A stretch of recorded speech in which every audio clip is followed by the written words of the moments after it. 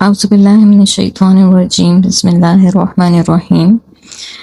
سورہ المائدہ آیت نمبر 21۔ رب اشرح لی صدری ویسر لی امری واحلل عقدۃ من لسانی یفقہوا قولی۔ یا قوم ادخلوا الارض المقدسۃ التي كتب اللہ لکم ولا ترتدوا علی ادبارکم فتنقلبوا خاسرین۔ اے میری قوم، اس پاک سرزمین میں داخل ہو جاؤ جو اللہ نے تمہارے لیے مقدر کر رکھی ہے، اور پیچھے نہ ہٹو ورنہ نقصان اٹھا کر لوٹو گے۔ پیچھے اللہ تعالیٰ جو ہے وہ حضرت موسیٰ علیہ السلام سے بات کر رہے تھے کہ اپنی قوم سے کہو کہ اللہ کا جو احسان ہے اسے یاد کرو۔ اور یہاں پہ جب فرعون بحر کلثم میں غرق ہو گیا تھا اور بنی اسرائیل اس سے پار اتر گئے، تو ان لوگوں کو یہ ہجرت ان کے آبائی وطن فلسطین کی طرف بتائی گئی تھی، جو حضرت ابراہیم، حضرت اسحاق اور حضرت یعقوب وغیرہ کی تبلیغ کا مرکز تھا۔ موسیٰ علیہ السلام کا ذریعہ وہی اللہ تعالیٰ نے اطلاع دی تھی کہ ان مہاجرین کو ساتھ لے جا کر فلسطین پر چڑھائی کرو تو بنی اسرائیل کو اللہ تعالیٰ فتح دے گا، اور اس طرح ان کا آبائی وطن ان کو واپس مل جائے گا۔ چنانچہ سیدنا موسیٰ نے ان کو جہاد کی ترغیب دی اور اللہ تعالیٰ کی طرف سے فتح کی بشارت بھی دی، مگر ان لوگوں نے یہ سوچا کہ پہلے ہمیں فلسطین کے موجودہ حالات سے پوری طرح واقف ہونا چاہیے، تبھی جنگ کی کوئی بات سوچ سکتے ہیں۔ چنانچہ ان لوگوں نے خود تو دشت فارا میں ڈیرے ڈال دیا اور اپنے میں سے 12 آدمیوں کو فلسطین کے سیاسی حالات کا جائزہ لینے کے لیے روانہ کر دیا۔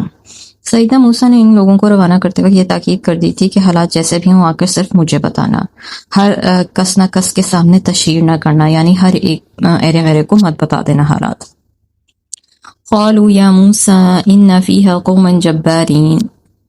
آیت نمبر 22۔ وہ کہنے لگے، موسیٰ وہاں تو بڑے زوراور لوگ رہتے ہیں، جب تک وہ وہاں سے نکل نہ جائیں ہم تو وہاں کبھی نہ جائیں گے، ہاں اگر وہ نکل جائیں تو ہم داخل ہونے کو تیار ہیں۔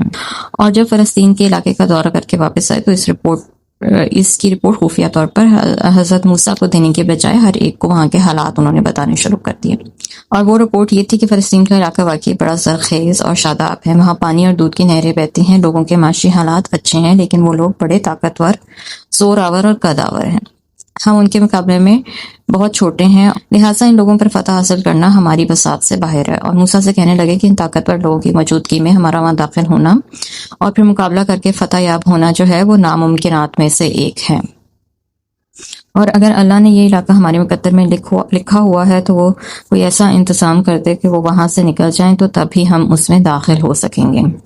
یعنی انہوں نے پہلے سے ہی اپنا ایک ارادہ بنا لیا، اپنا ایک ذہن بنا لیا کہ ہم تو یہ کام نہیں کر سکتے۔ قال رجلان من الذين يخافون انعام الله عليهم ادخلوا عليهم الباب۔ آیت نمبر 23۔ اور جو لوگ اللہ سے ڈرتے تھے ان میں سے 2 آدمیوں نے جن کو اللہ نے اپنی نعمت سے نوازا تھا کہا، ان جباروں کے مقابلے کے لیے دروازے میں داخل ہو جاؤ، جب تم اس میں داخل ہو گئے تو پھر تم ہی غالب رہو گے، اگر تم ایمان لاتے ہو تو اللہ پر بھروسہ کرو۔ فلسطین کے سیاسی حالات کا جائزہ لینے کے لیے 12 افراد پر مشتمل جو وفد بھیجا گیا تھا، ان میں سے 2 آدمی یوشع بن نون اور کالب بھی تھے۔ یہ دونوں پکے مومن تھے۔ یوشع تو غالباً وہی ہیں جنہوں نے سیدنا خضر کی تلاش میں سفر میں سیدنا موسیٰ کا ساتھ دیا تھا اور بعد میں ان کے خلیفہ بھی بنے۔ ان دونوں نے موسیٰ کی ہدایت کے مطابق وہاں کے حالات کی عام لوگوں کے سامنے تشہیر نہیں کی تھی، اور تمام حالات خفیہ طور پر حضرت موسیٰ سے بیان کیے تھے۔ جب انہوں نے دیکھا کہ ان کے ساتھی انتہائی بزدلی کا مظاہرہ کر رہے ہیں تو اپنی قوم سے کہنے لگے، چونکہ اللہ تعالیٰ نے فتح کا ہم سے وعدہ کر رکھا ہے، لہٰذا ان جباروں سے ڈرنے کے بجائے اللہ پر بھروسہ کرو، کمر ہمت باندھو اور دروازے میں داخل ہو جاؤ، اگر تم نے اتنی جرات کر لی تو یقیناً اللہ تمہاری مدد کرے گا اور تم ہی غالب ہوگے۔ یعنی یہاں پہ جو 12 لوگ تھے ان میں سے 2 لوگ جو تھے وہ یوشع بن نون تھے اور کالب تھے، انہوں نے آ کے حضرت موسیٰ کو جو ہے وہ یہ خبر بھی دی اور اپنے قوم کے لوگوں کو ان کی ہمت بھی بڑھائی۔ آیت نمبر 24۔ قالوا یا موسیٰ انا لن ندخلها ابدا ما داموا فيها فاذهب انت وربك فقاتلا اننا هاهنا قاعدون۔ قوم کے لوگ کہنے لگے، جب تک وہ جبار لوگ وہاں موجود ہیں ہم تو کبھی بھی داخل نہ ہوں گے، لہٰذا تم اور تمہارا رب دونوں جاؤ اور ان سے جنگ کرو، ہم تو یہیں بیٹھے ہیں۔ اب یہ جو قوم تھی بنی اسرائیل کی جو مدت سے فرعونیوں کی غلامی میں زندگی بسر کر رہے تھے اور اللہ کے بجائے بچھڑے کی پوجا کر رہے تھے، اس قدر وہ پست ہمت اور بزدل ہو چکے تھے کہ موسیٰ کو خطاب کر کے کہنے لگے کہ جب تک وہ لوگ وہاں سے نکل نہیں جاتے ہم کبھی نہیں جائیں گے، اور نہ ہی اپنے آپ کو ہلاکت میں ڈالنے کو تیار ہیں۔ اگر تمہیں جہاد پر اتنا ہی اصرار ہے تو تم جاؤ اور تمہارا رب جا کے ان کا مقابلہ کرے، ہم تو یہاں سے آگے نہیں جائیں گے۔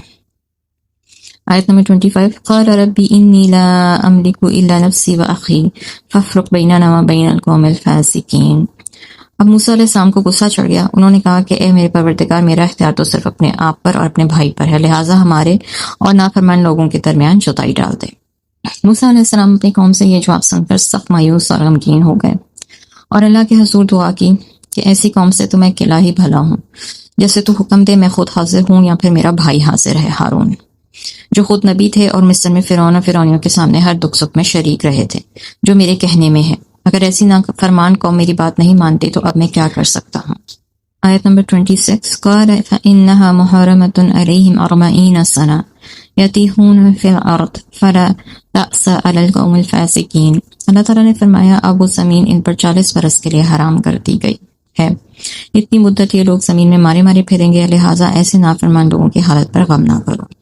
اب اللہ تعالیٰ کو جب پتہ چلا کہ یہ تو قوم اتنی نافرمان ہے، اللہ تعالیٰ نے فرمایا کہ ایسی بزدل اور نافرمان قوم کی سزا یہ ہے کہ ان سے جو فلسطین کی فتح کا وعدہ تھا وہ 40 سال تک اب مؤخر کر دیا جاتا ہے، یعنی اسے ڈیلے کر دیا گیا۔ یہ 40 سال کی تاخیر دراصل اس بزدل اور پس ہمت قوم کے امراض کا علاج تھی۔ وہ اتنی مدت اسی جنگل میں ادھر سے ادھر اور ادھر سے ادھر دھکے کھاتے پھرے، جنگل میں زندگی گزارنے کی صحبتیں برداشت کریں۔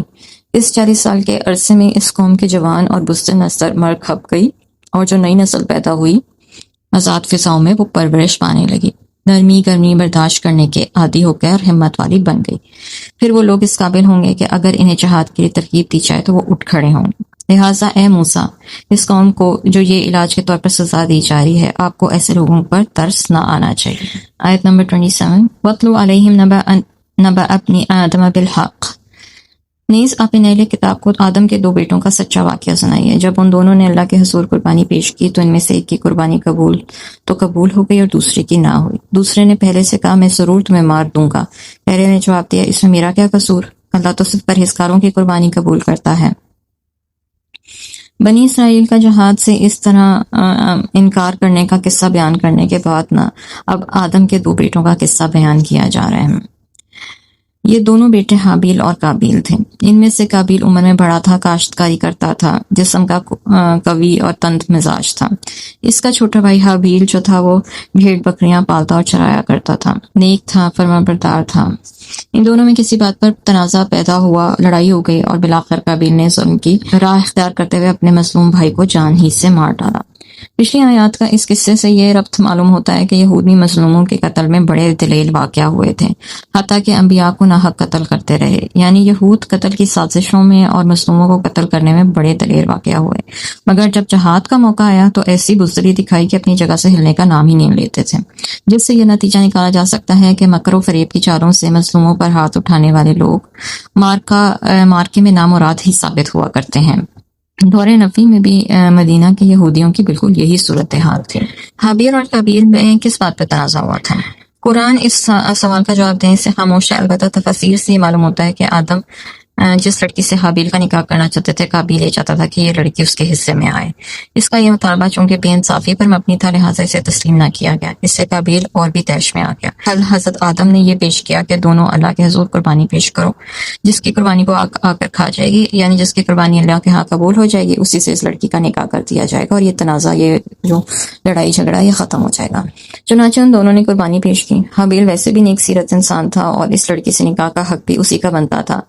اس کی قربانی میں جو اشیاء پیش کی تھیں وہ سب اچھی قسم کی تھی اور خالصتاً اللہ کی رضا کی نیت سے پیش کی گئی تھیں، لہٰذا اس کی قربانی کو اللہ تعالیٰ نے قبولیت بخشی۔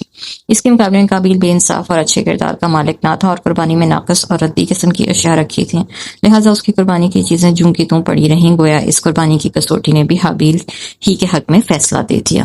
ان آیات سے ہمیں کیا پتہ چلتا ہے؟ پہلی بات تو یہ کہ انسان جب اپنے آپ کو خالص کر لیتا ہے اللہ تعالیٰ کے لیے تو پھر اللہ تعالیٰ بھی اس کی مدد کرتا ہے، لیکن اگر انسان کی اپنی ہی نیت میں کھوٹ ہو تو پھر وہ کچھ بھی کرنے کے لائق نہیں رہتا، زندگی میں کچھ کرنے کے قابل نہیں رہتا جب تک وہ اپنے آپ کو بدل نہ دے۔ وآخر دعوانا ان الحمد للہ رب العالمین۔